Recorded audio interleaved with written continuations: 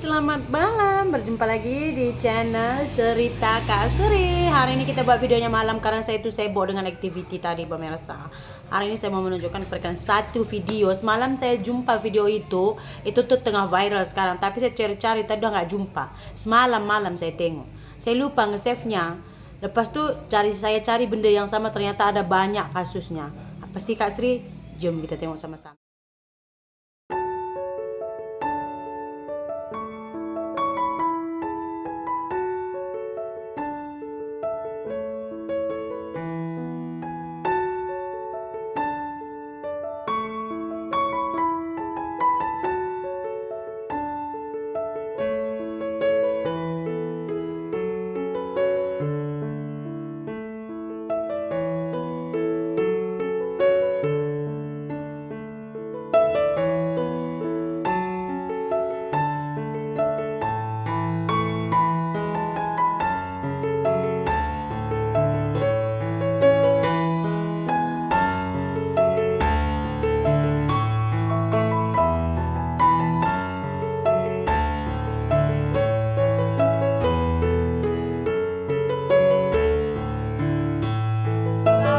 Tapi sekarang saya nggak tahu lah, karena dulu tuh gencar sekali pembangunan ya, kuat sekali pembangunan di daerah Nia setelah dilanda gempa bumi kan. Jadi di sana tuh agak gencar lah pembangunan jalan. Cuman saya pernah alami pemirsa, ya. Jadi saya itu menolong ibu bersalin. Di Nias itu mereka itu mengidolakan ataupun harus mendapatkan anak laki-laki, karena biasa memang kalau suku yang bermarga ini tuh mereka tuh harus ada keturunannya, pembawa keturunan. Jadi harus ada anak laki-laki. Nah, jadi saya menolong itu kelahiran anaknya yang ke-8. Jadi 7 anaknya itu semua perempuan, pemirsa.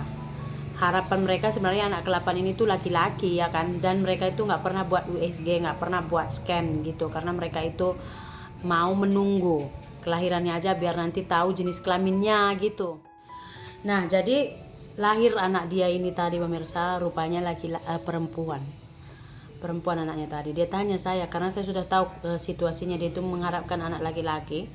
Jadi waktu dia tanya itu nama tule ono na elen tahap, pokoknya lupa saya, pokoknya kalau jenis kelamin laki-laki dengan perempuan gitu-gitulah bahasa Niasnya pemirsa. Nah, jadi anaknya ini perempuan, saya terus bedong, saya baringkan lah anaknya ini kan. Saya nggak bagi tahu jenis kelaminnya. 30 menit macam itu datang mak mertuanya. Masuk terus dia cari baby, buka semua, tengok perempuan. Apa dia bising bahasanya sama menantunya itu tadi, bising, nangis menantunya pemirsa. Terus mak mertuanya itu lepas bising dia pulang. Tak ada dia tengok menantu macam mana pun, dia tak ada tengok, pulang terus. Selang 1 jam macam itulah datang suaminya bising, mungkin mak mertuanya udah bagi tahu lah. Bising sedikit saya paham, dia cakap, kau memang bila-bila pun tak bisa menghasilkan keturunan laki-laki. Pulang dari sini, ceraikan anakku kau asuh, belah semua anak itu.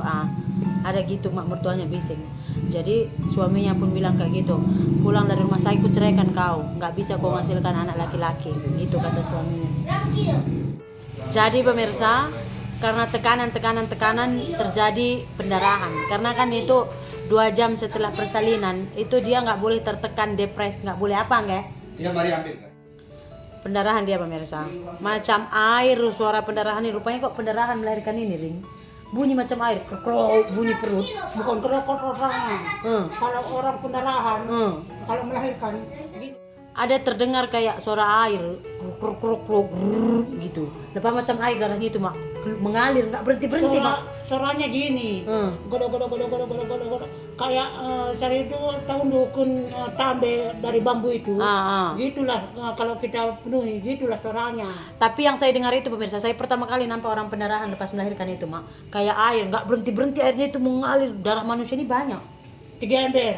Satu tong Mau bayar gaji. berapa? Pendarahan banyak pemirsa. Saya udah mesti meninggal ini saya pikir kan. Udah gitu kita merujuklah ke rumah sakit besar di Gunung Sitoli. Cari jalan rusak, transport tak ada sana. Orang sana kemana-mana ya jalan. Last kita dapat lori batu kita dapat. Bawalah dia ke hospital naik lori batu, jalan pun rusak kali jadi nggak bisa cepat-cepat. belum sampai setengah perjalanan pun meninggal dia. Tahu kalian berapa terpukul saya.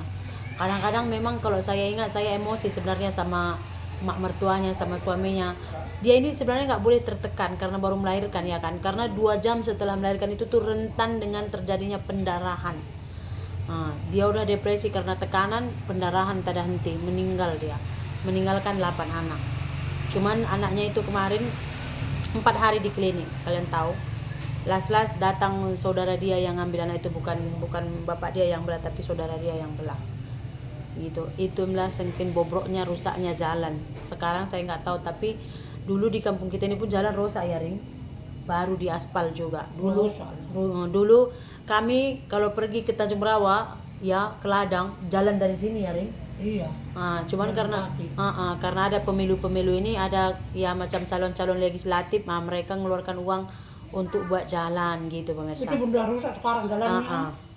Kalau di Indonesia memang masih banyak jalan-jalan rusak. Kalian tahu dulu saya waktu mau melahirkan anak saya yang terakhir ini terakhir pemirsa, anak saya yang last, saya itu di rumahmu sudah keluar macam air, saya tengok air atau ketuban air. Oke, saya teruskan kerjaan saya.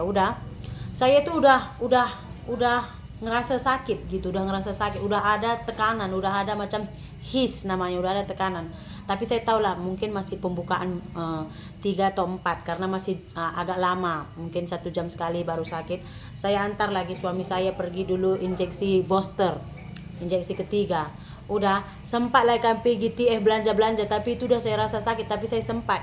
Lepas tuh saya bilang sama suami saya di rumah, cepat simpan, tapi baju semua sudah saya simpan. Saya cakap, cepat ayo, saya udah mau lahiran ini. Kalian tahu jarak dari rumah saya ke rumah sakit itu tuh ada juga lah sekitar 12 atau 13 km. Tapi suami saya tak sampai bikin 10 menit pemirsa. Kenapa? Karena jalannya cantik, bagus. Kalau tadi seperti jalan di kampung saya ini, saya rasa saya sudah melahirkan di jalan. Kenapa? Dalam kereta saja saya sudah kepitkan kaki, karena kalau saya buka saya sudah melahirkan. Jadi suami saya pakai double signal, lampu merah pun kita terobos. Memang kemarin kena tilang suami saya, kena saman. Cuman pas pembayarannya itu suami saya bagi tahu surat semua, jadi dia lihat tarikh jam kita kena saman itu dengan jam kelahiran anak saya cuman beda berapa menit aja, jadinya nggak bayar gitu.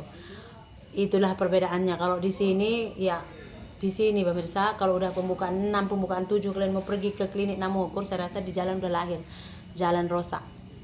Walaupun dibangun jalan di sini banyak sekali lori-lori batu, pokoknya lori-lori yang bermuatan berat, jadi jalanan pun cepat rusak. Bagaimana menurut kalian? Nah, untuk hari ini cerita kita sampai sini saja. Terima kasih banyak. Jumpa lagi di cerita Kak Sri berikutnya. Bye.